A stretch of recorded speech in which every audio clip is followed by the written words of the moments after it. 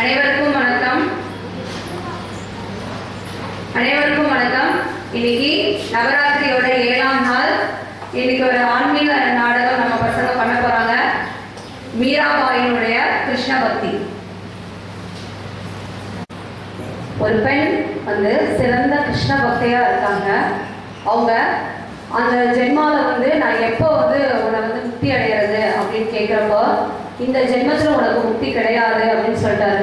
நீ மறுபிறவி எடுத்து அடுத்த ஜென்மம் வரும்போது தான் உனக்கு முக்தின்னு சொன்னோன்னே அவங்க தன்னுடைய உடலே போய் கடல்ல மூழ்கி தன்னோட உயிரை மாய்த்து கொண்டாங்க. அடுத்த ஜென்மத்துல அந்த பெண் மீராவா பிறக்கிறாங்க.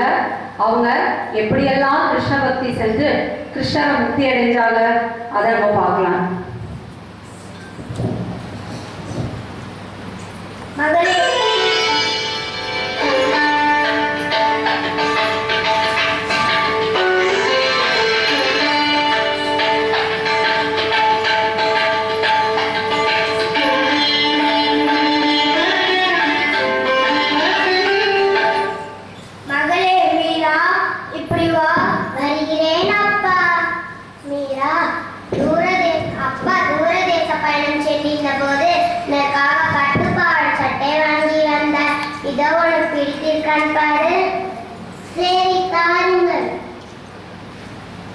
மீரா வா சாப்பிடலாம்.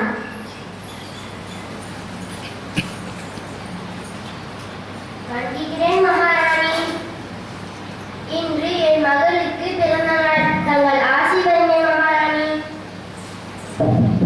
அப்படியா? நீடோடி வாழ வேண்டும். பிறந்த நாளா? தோ பரிசு தருகிறேன்.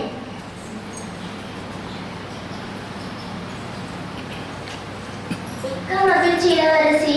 நாங்கள் சென்று வருகிறோம் மகாராணி. மீரா, அப்பா உனக்காக ஆசையா வாங்கி கொடுத்த பட்டுப்பாவாடை சட்டை எதற்காக கண் பெண்ணிடம் கொடுத்தாய்? பரவாயில்லை அம்மா, அது என்னோடதுன்னு எனக்கு தோணவே இல்லை, அதனாலதான் கொடுத்து விட்டேன். மீரா, அலோபர் பெரியப்பா பெரியம்மா வருகிறார்கள். வாங்க பெரியம்மா, வாங்க பெரியப்பா. அழைக்கிறோம் அண்ணா. மகளே மீரா, உனக்கு நிறைய விளையாட்டு பொருட்களும் பரிசு பொருட்களும் வாங்கி வந்திருக்கிறோம். இதோப்பா.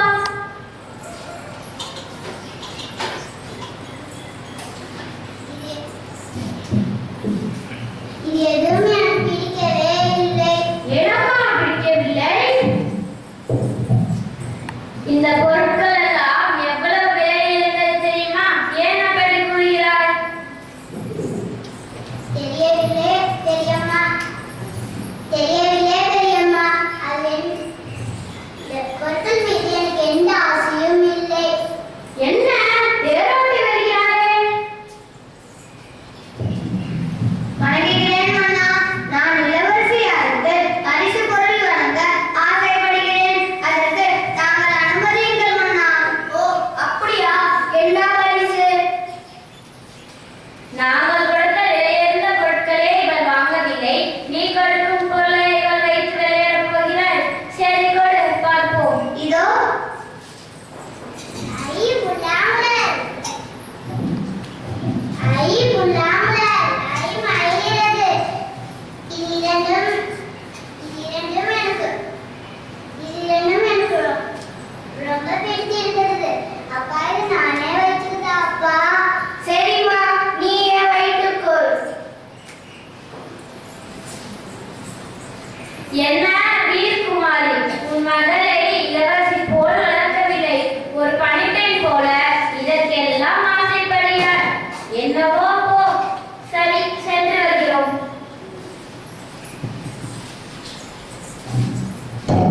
வணங்குகிறேன் அண்ணா. அரண்மனைக்கு ஒரு குருஜி வந்திருக்கிறார். இன்று இரவு மட்டும் இங்கே தங்க அனுமதி கேட்கிறார். ஓ, அப்படியா? உடனே அழைத்து வாருங்கள். அப்படியே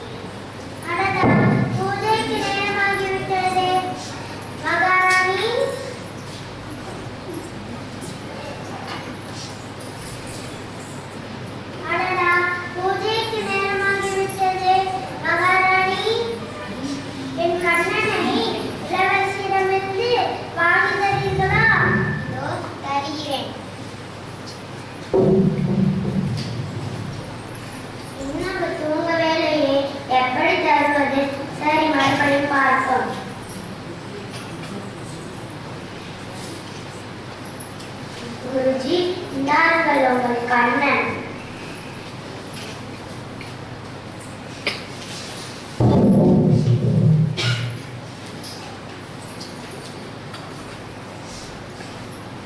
ஓம் நமோ நாராயணாய. ஓம் நமோ நாராயணாய.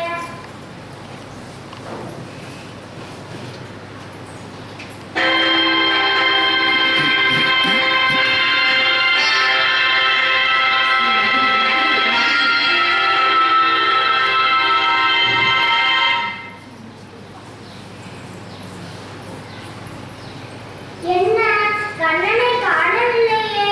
இளவரசிதான் இதை எடுத்திருக்க வேண்டும். மகாராணி, என் கண்ணனை காணவில்லை. என் மகள் அப்படியெல்லாம் செய்ய மாட்டாள். இருந்தாலும் வாருங்கள், பார்ப்போம்.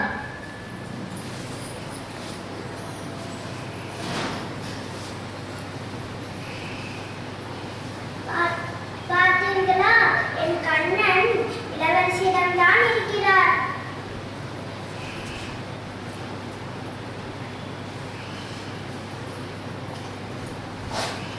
ஆமாம், கண்ணன்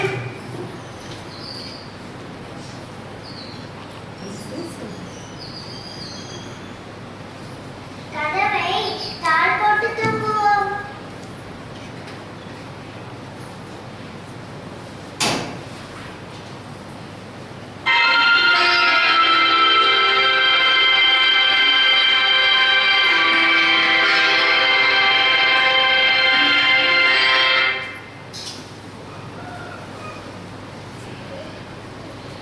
என்ன, மறுபடியும் கண்ணனை காணவில்லையே? மகாராணி, என் கண்ணனை மறுபடியும் காணவில்லை. இளவரசிதான் இதை எடுத்து பெருக்க வேண்டும்.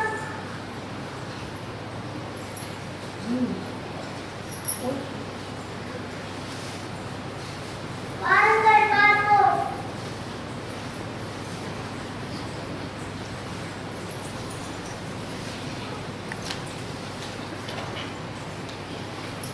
ஆமாம், கண்ணன் இங்கேதான் இருக்கிறார்.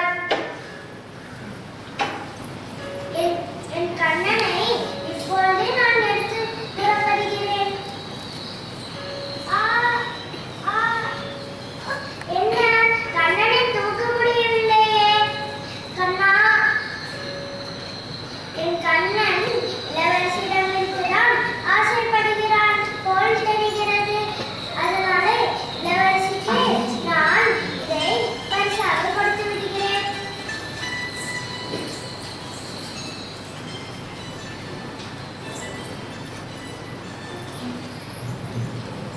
என் கண்ணன் என்கிட்ட வந்துட்டான்.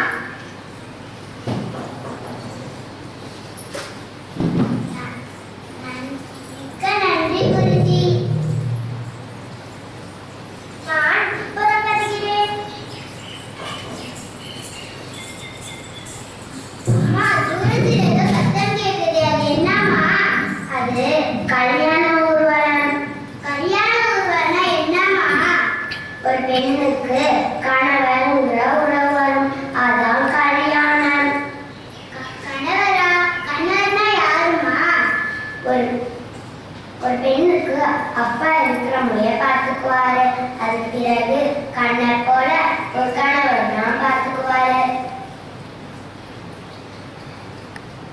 உங்க அப்பா எப்படி எனக்கு கணவரோ, எனக்கு கணவர் எங்கம்மா?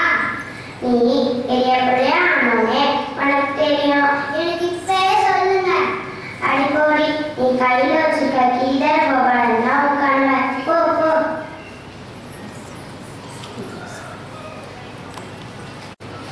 இப்படி நாளொரு மேனி பொழுதொரு வண்ணமாக மீரா வளர்ந்தாள். அவளுடன் அவளுடைய கிருஷ்ண பக்தியும் வளர்ந்தது. ஒரு நாள் கோகுலாஷ்டமி அன்று என்ன நடந்தது பார்ப்போமா? கண்ணன் எப்படியெல்லாம் வளர்ந்தான் தெரியுமா? கோபியர்களோடு ஆடி பாடி, பெண்ணை திருடி, நண்பர்களோடு ஆடு மாடு மேய்த்து, வெண்ணெய் திருடி சந்தோஷமாக வளர்ந்தான் கண்ணன்.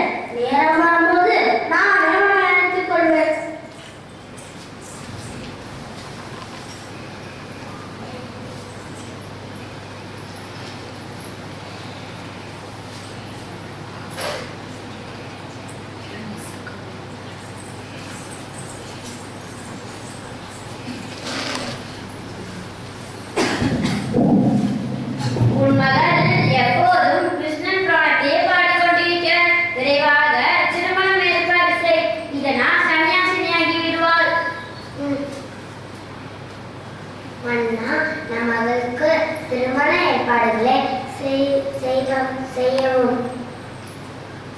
நான் நாளையே திருமண ஏற்பாடை செய்கிறேன்.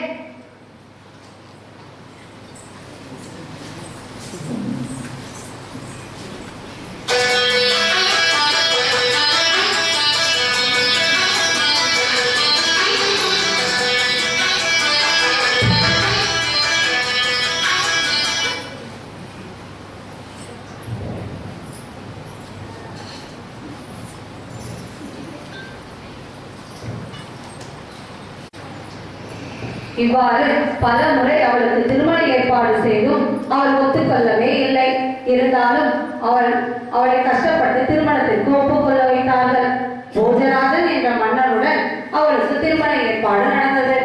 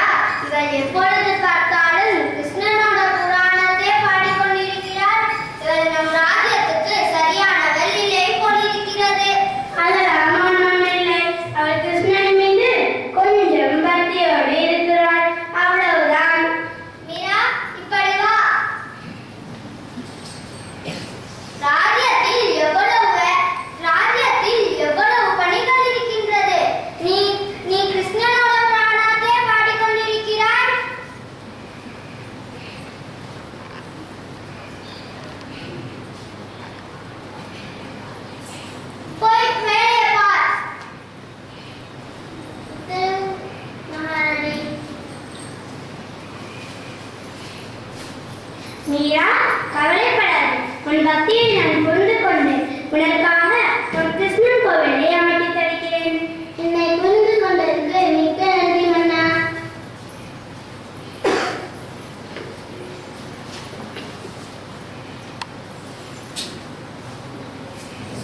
வணங்குகிறேன் சாயே.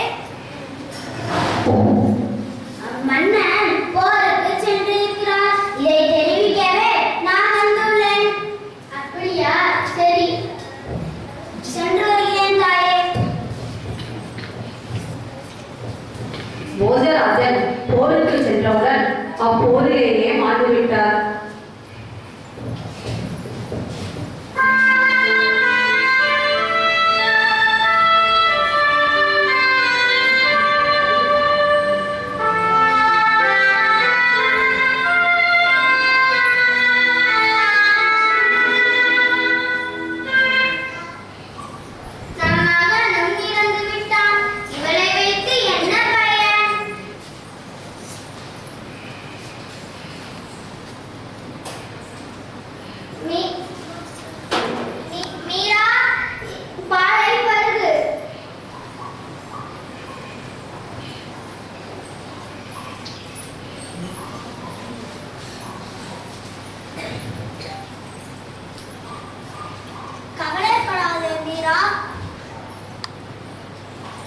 கவலைப்படாதே மீரா, உனக்கு கொடுத்த விஷயத்தை நான் ஏற்றுக்கொண்டேன்.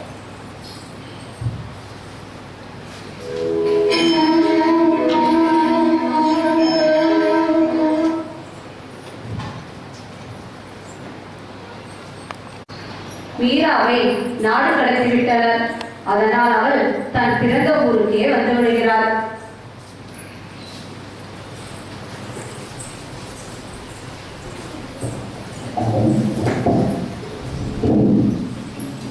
அம்மா, என்னை புகழ்ந்தடைந்திலிருந்து நாடு கடத்திவிட்டார்கள். அதனால் தான் இங்கு வந்துள்ளேன். இங்கிருந்து என் கிருஷ்ணனை பூஜிக்கலாமா அம்மா? அம்மா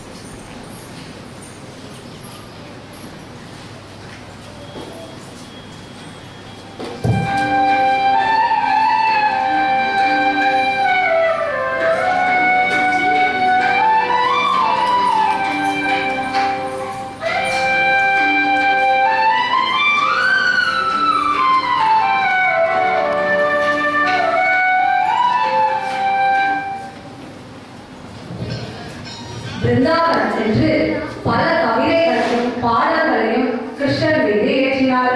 அங்கிருந்து அவள் துவார